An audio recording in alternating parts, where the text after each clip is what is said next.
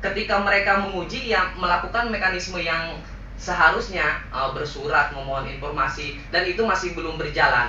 Yang mana biasanya informasi publik ini difasilitasi kalau di Pandeglang di Diskom Santik ya. Di PPID. PPID pusatnya itu kalau di Pandeglang kan Diskom Santik, tapi ternyata dalam perjalanannya belum bisa memfasilitasi dan melayani masyarakat ketika masyarakat membutuhkan informasi-informasi. Artinya memang kita juga tidak bisa mengatakan bahwa ini adalah kegagalan pemerintah. Ya, kita harus mengakui bahwa COVID-19 ini memang luar biasa. Tapi sebetulnya ini kan bukan berarti menghentikan inovasi ya, inovasi pemerintahan terutama.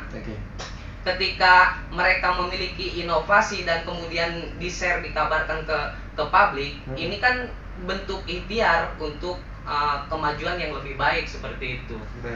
Dan jangan salah loh Kak Rate, Kak Yogi Iskandar ini merupakan pemuda yang memang pernah harita mewakili Kabupaten Pandeglang dari sisi mahasiswa ya, pergi ke Korea.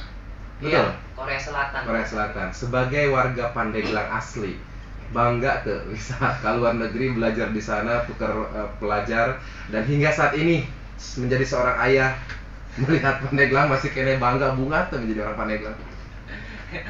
Ya, tentunya tanah kelahiran itu harus dibanggakan. Oleh karena itu dari dulu kan kita selalu berkuar-kuar dan bicara demi kemajuan Pandeglang.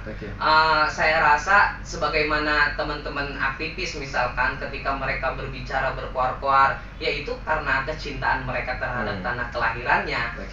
Tapi terkadang memang bagi kelompok yang dirugikan dalam hal ini, yang mungkin merugikan yang tadinya memperoleh keuntungan dari hal-hal yang kurang baik kemudian dikritisi, itu malah sentimen seperti itu. Baik, ulah sampai anti kritik ya. Iya, jangan anti kritik, yaitu karena mereka cinta kan sama daerahnya. Baik, kalau misalkan diterka-terka ditelaah dengan berusia 147 tahun, bidang apa yang paling menonjol terlihat mulai ada giroh begitu kemajuan yang memang menjadi celah keluar PAD gede gitu atau celah rezeki di Pandeglang? Enggak, kalau menurut saya soal PAD, soal masukan retribusi dan lain sebagainya tidak begitu signifikan ya. Namun saya melihat beberapa inovasi yang ini juga sebetulnya penting, meskipun itu tidak berkaitan dengan pendapatan ya, tapi ada hubungannya lah dengan pendapatan. Itu soal fasilitas publik ya, MPP itu Mall Pelayanan Publik itu Kak Jenar ya. Ini kan merupakan inovasi wadah bagi publik untuk untuk memperoleh pelayanan yang prima lah ya. Karena pada dasarnya kan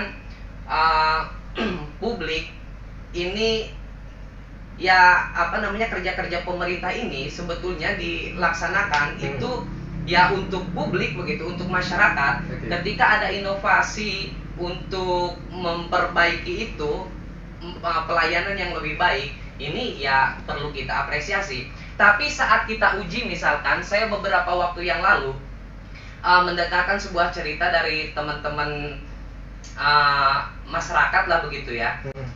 Salah satu pelayanan publik juga kan ketika publik menginginkan sebuah informasi kepada pemerintah daerah.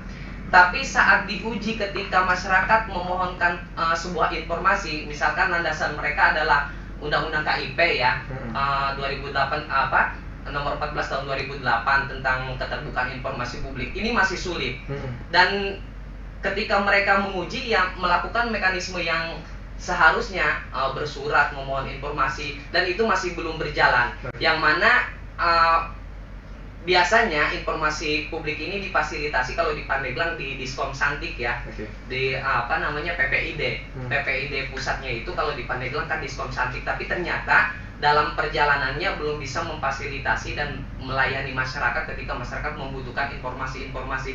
Informasi itu di era digital seperti ini sangat penting sekali. Bagaimana mungkin kita mengetahui perkembangan daerah kita? Bagaimana mungkin kita mengetahui angka-angka daerah kita kemajuannya segimana gitu, kalau bukan dari informasi publik, informasi yang bersumber dari pemerintah yang hendaknya diketahui oleh publik seperti Baik, itu. belum begitu cantik perlayanannya ya, Iya, belum begitu cantik, dan hampir menurut saya ya beberapa waktu yang lalu uniknya saya melihat juga ada apresiasi dari Komisi Informasi Provinsi Banten terhadap pemerintah Kabupaten Pandeglang terkait informasi publik ini. Artinya tidak ada sengketa lah ya, tidak ada permasalahan di Komisi Informasi terkait pelayanan informasi publik. Ya memang warga Pandeglang ya mungkin kita semua jarang sekali mengajukan permohonan informasi publik, sehingga ya nggak bakalan ada masalah. Nah, diajukan ya tuh ya, tapi setelah diuji, setelah dicoba oleh masyarakat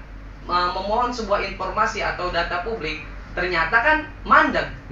Mereka tidak bisa menyuguhkan informasi publik yang harusnya pemerintah berikan seperti itu. Baik. Ya saya rasa kita tahulah informasi mana yang bisa diberikan dan informasi yang dikecualikan seperti itu. Kita berpindah ke Kang Jainal Abidin, telah hadir di studio Krakatau Radio. Assalamualaikum, selamat pagi Kang Jainal. Waalaikumsalam warahmatullahi wabarakatuh. Sehat? Sehat, alhamdulillah. Luar biasa, hubel amat itu pagi-pagi. Benar kan? Aduh, rumahnya. Kamana bae sibuk ngapain ya doang, nanya kelang karung bae. Alhamdulillah panen, walaupun harganya murah. Curcol ya. Laju bae. Bisa pindah ke mic yang itu Kak Jainal. Ya. Baik Kak Jainal, selamat datang di studio Krakatau Radio. Dan Kak Jainal sendiri juga selalu menelaah begitu, meneliti secara sepintas kaitan dengan perkembangan kemajuan Pandeglang hingga sekarang berusia 147 tahun. Selamat ulang tahun Kak Jainal. Pandeglang bukan? Tapi kan orang Pandeglang. Iya betul. Baik Kak Jainal, PR apa saja yang memang numpuk atau memang sudah terselesaikan dengan usia sekarang bertambah untuk Pandeglang? Simpel saja sih sebetulnya yang ingin saya sampaikan. Di usia yang ke-147 ini, Pandeglang dengan kondisi jalan yang hanya berjumlah 732 km itu baru dibangun setengahnya. Oke. Bayangkan, besar terus 47 tahun coba. Sabara generasi. Ternyata ya pemerintah kita dari tahun ke tahun dan pergantian kepemimpinan daerah hanya bisa menghasilkan setengah dari kondisi jalan yang ada di Kabupaten Pandeglang. Dan setengahnya itu bukan dalam kondisi sedang, tapi rusak berat, bayangkan. Jadi yang